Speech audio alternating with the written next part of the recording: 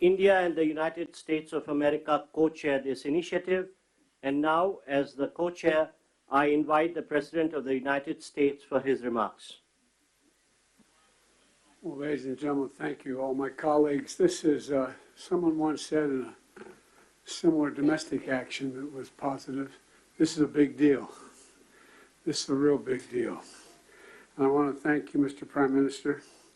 One Earth, one family, one future.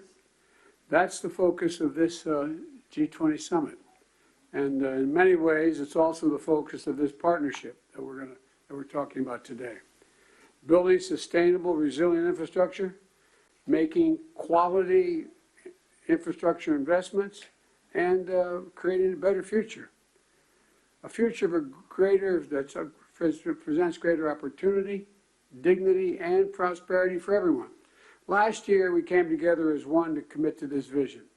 And this afternoon, I want to highlight the key ways in which the United States and our partners are working to make this a reality.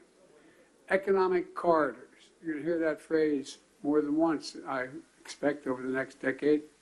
Economic corridors. As we work to address infrastructure gaps across low and middle income countries, we need to maximize the impact of our investments.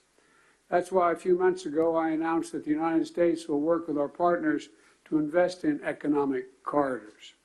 In practice, it means we're focusing on regional infrastructure projects that deliver results across multiple countries and in multiple sectors.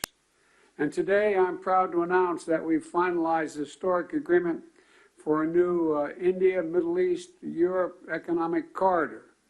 As a key part of this corridor, we're going to invest in ships and rail that extends from India all the way to Europe, connected by the UAE, Saudi Arabia, Jordan, and Israel.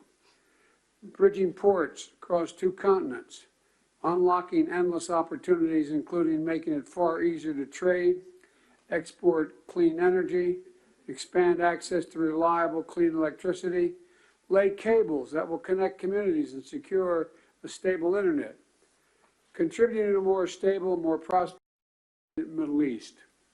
And I want to thank the sponsors. And I particularly want to thank Prime Minister Modi and the Crown Prince of Saudi Arabia, Mohammed bin Salman, and President von der Leyen and the European Commissions. And since he's not speaking today, I wanted to, well, maybe he is speaking today. I had a note he wasn't speaking. At any rate, I'm going to stop there. In the sub-Saharan Africa, we're working in a private-public partnership as well to invest in a trans-African corridor.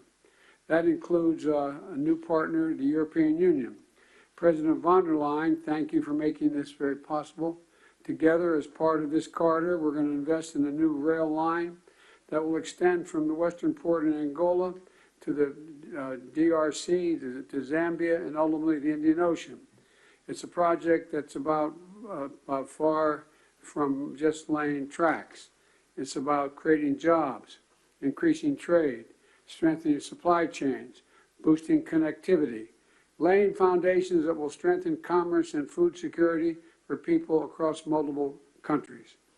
This is a game-changing regional investment, and both of these are huge steps forward.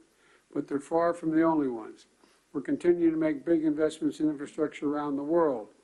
That includes a solar energy site, an insulin manufacturing facility, and electricity project right here in India.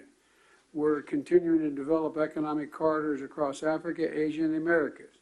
And together with our partners, we're working to mobilize the trillions of investment needed to close infrastructure gaps around the world, including the formation of a new investor forum that the United States will host in a couple weeks. Let me close with this.